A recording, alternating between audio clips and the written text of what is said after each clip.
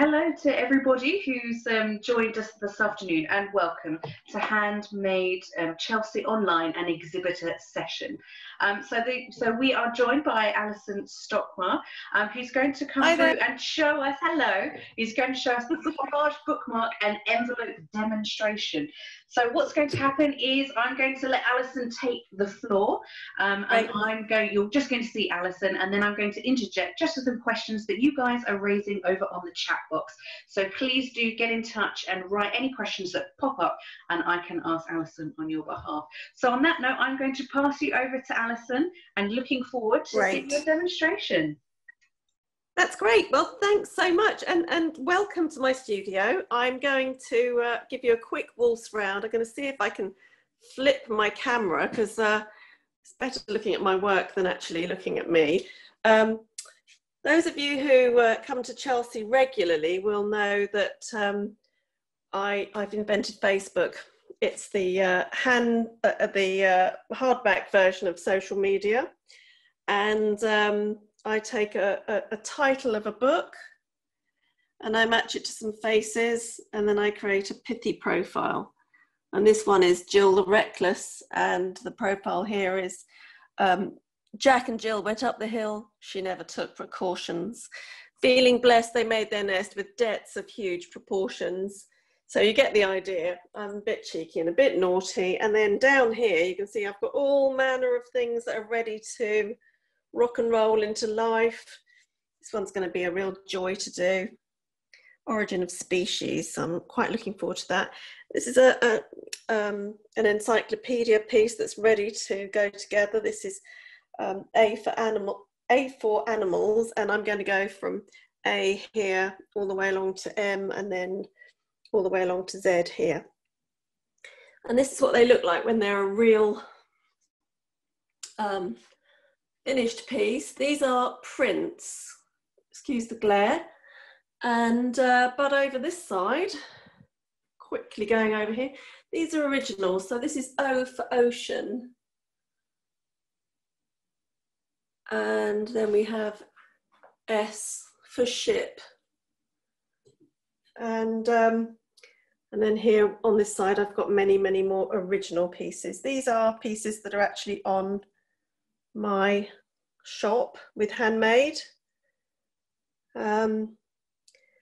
and you can see there's a lot of detail in these, a lot of collaging, lots of original ephemera.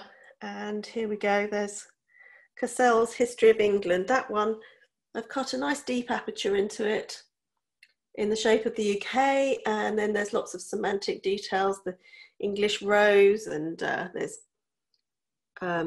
Windsor Castle there, and all sorts of other things. Now, this is what we're sort of focusing on today. These are my lockdown letters, and I began to make these lockdown letters, which can be posted out to you really simply. And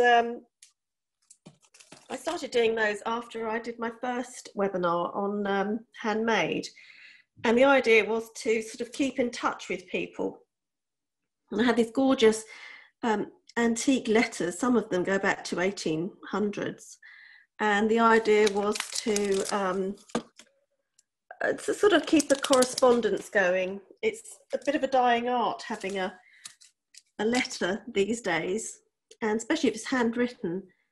What I tried to do was sort of collage things in that we were missing, like traveling, going on holiday, sporting events, all of those sorts of things like that. So these lockdown letters, I decided to post one every day. It's a very doable, manageable piece of work to get on with. And so I thought, well, if I invite you to my studio, I can show you how to go about making one, maybe for yourself, or perhaps you'd like to give me some of your collage bits and pieces and show, and I can make you a commission. Now here I've got all sorts of stuff on my desk, and all you need is some Pritt stick, so like this, and lots of ephemera. I have decided to make this one today because tomorrow is going to be Remembrance Day. It's the 11th of November, and here I have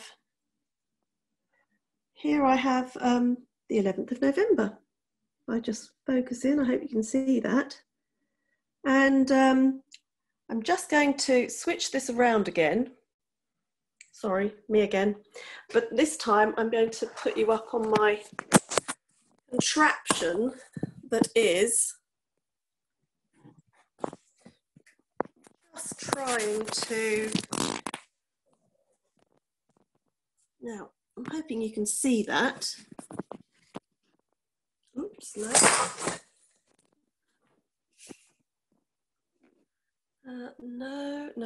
No.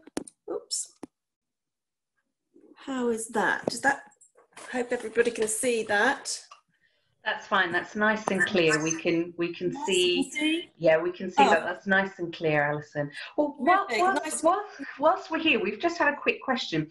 So, yeah, what's your favourite collage artist? Was there one that inspired you, or what inspired you to really take up this media? And thank you for the question over on chat there. Yeah, definitely. It was. I remember distinctly going to the Tate Britain as it is now, as before Tate Modern, because I'm that old. And it was Peter Blake. Absolutely adore. I just fell in love with his work. Went to an exhibition of his, it must have been the 70s, and I absolutely fell in love with collage. And that, combined with my kind of love of making things from nothing, was definitely my sort of starting point. So yes, glad you asked that question. Love a bit of Peter Blake. Anyway, here we have one of, now this is, I feel like a Blue Peter presenter, but this is one I made earlier. I've actually put it together because it's easier to put it together and then show you, kind of deconstruct it so that I can show you how it goes together. Now, whenever you're collaging, cutting out is a nightmare. I use these tiny scissors, but you can use a scalpel, anything like that. It's entirely up to you. I'm used to cutting out with scissors, so I find it easier. Gather all of your pieces together, and I'm just taking this one apart. But you can see how I've sort of put it together.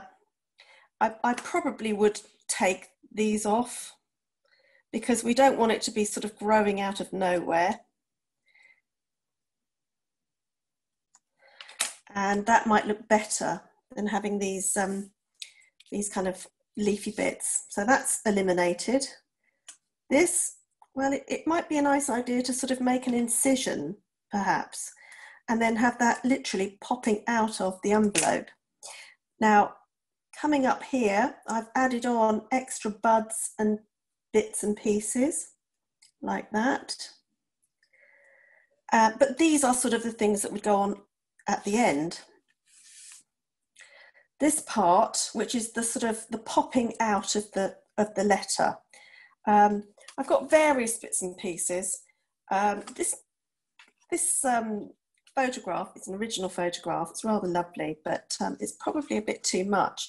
But I've put it in there to sort of give you an idea of how you can collate lots of pieces of ephemera to put into an envelope. I found this letter. It's not a letter from the World War I or even II, but it does say "Home on Sunday," which I think is a lovely little line, and it goes beautifully with this image. I hope you can see that there. I bring it up a little bit higher. And that image is someone obviously coming home from the war, and people along the meadow there coming to greet. So I've collaged this in. So you've got all of these lovely kind of bits that would probably around here in part of this, but I've sort of cut them out.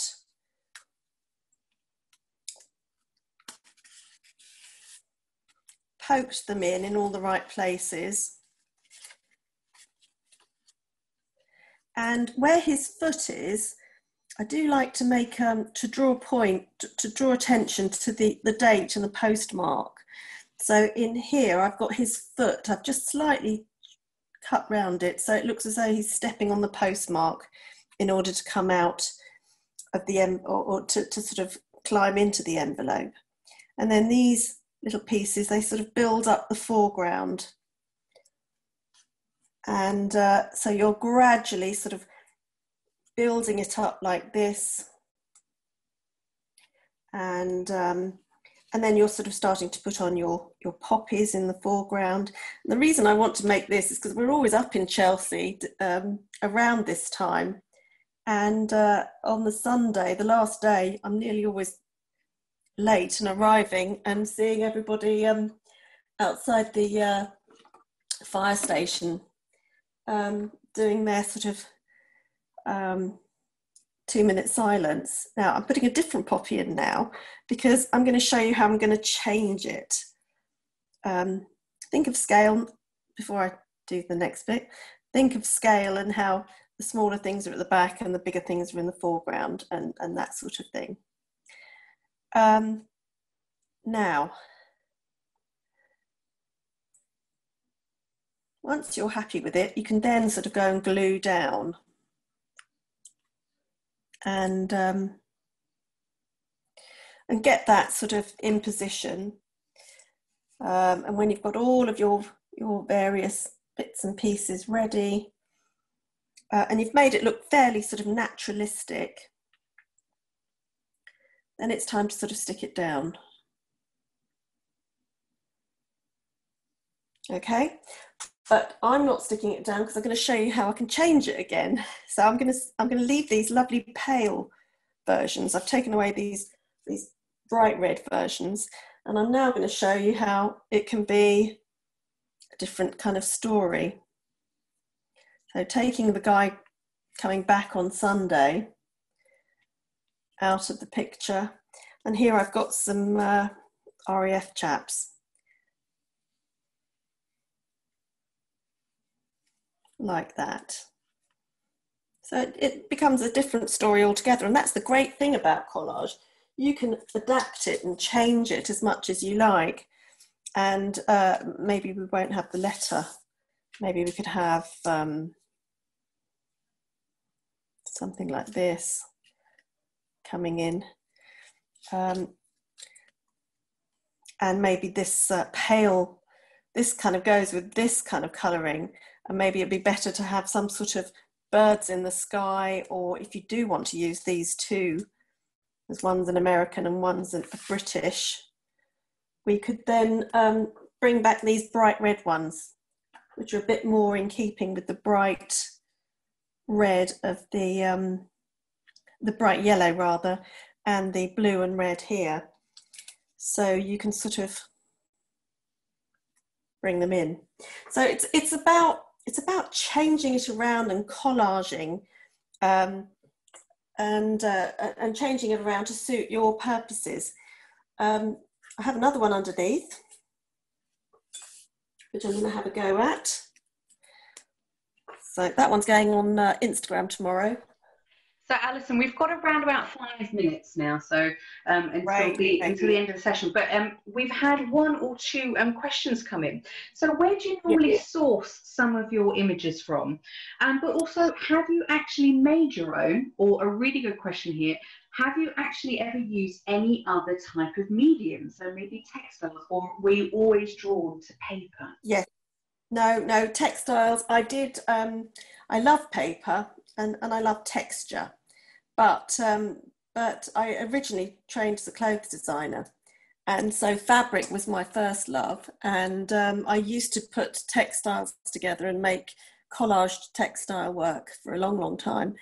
But it's been about 8 to 10 years since I've been working into books and paper, and yes, slightly fallen out with my first love, but yeah, paper's my second. This one is again another collage that I've just put together. I've got an Alice in Wonderland theme going on at the moment, and here you can see you can sort of move around all of these little pieces until you're happy with the position that they're in, mixing up all of the right kind of colouring together so that you can get little pieces sort of interacting with each other. And here I've got a lovely little sort of cut made with a scalpel in the diamond. So you've got the flamingo popping out at the top, and then the Cheshire cat sort of peeking around the corner. And then, you know, little details like we've got Alice. I've got a little bit of text from the original book. So having that sort of secreting, it's a little bit of text sort of in the envelope there. It's really great to sort of have it popping out there. And then it's nice to have things sort of hanging over the edge or popping out of the top of a card here, so that you have that playfulness and yeah, just playing around and being a little bit joyful with it. Have we got any more questions? I'm just going to have a look at you now. We've got a few. So you've got some pieces on the handmade shop. So how much are your prices start, you know, on our shop over the next 6 days? Well, the lockdown letters are just £10, £100, sorry. I'm not very good with noughts. And then I have various pieces. I'm just going to take you out of here and flip you round. And so, wrong flip. So I have various pieces like this, which this is Hitchhiker's Guide. This has just been finished. This is a large book, so this is 850. But then we have the smaller books like these. They come framed, and they are all 600. There's one about dinosaurs there, and I've got Mallory Towers, sixth form Mallory Towers there. But yeah, and I'm always up for a commission, and the lockdown letters as well, if you want to commission. In fact, some people have been bringing me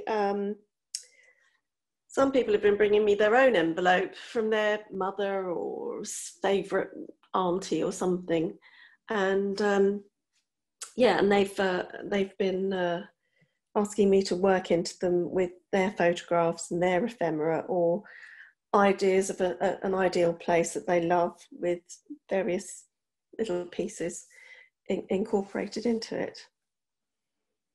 Any more questions? That's fantastic. We've got one that's come in. So do you use kind of original books? Is that what we're seeing there? Have you sourced these? Yes, absolutely. Sorry, I'm just, yeah, they're all original books. They're all, it's all original ephemera. I don't use photocopies or anything like that. The whole point is that I want to recycle as much as possible. So yeah, the whole point is it's stuff that most people would throw away, particularly encyclopedias. They're always redundant. They as soon as they're printed, they're out of date with the information, and they're something that even in secondhand bookshops they're worth absolutely nothing now. So a lot of the imagery in there is absolutely beautiful, copper plate images, and budding artists have drawn illustrations for them, you know, before, these are times before photographs and so on. So it's sort of really, you know, I'm recycling their work as well, I think, sometimes. So yeah, I love it. I love it. Can't throw anything away. And finally, before we go, do you have a favourite piece of work that you've actually got on Handmade Chelsea Online that you'll feel sad to be parted with?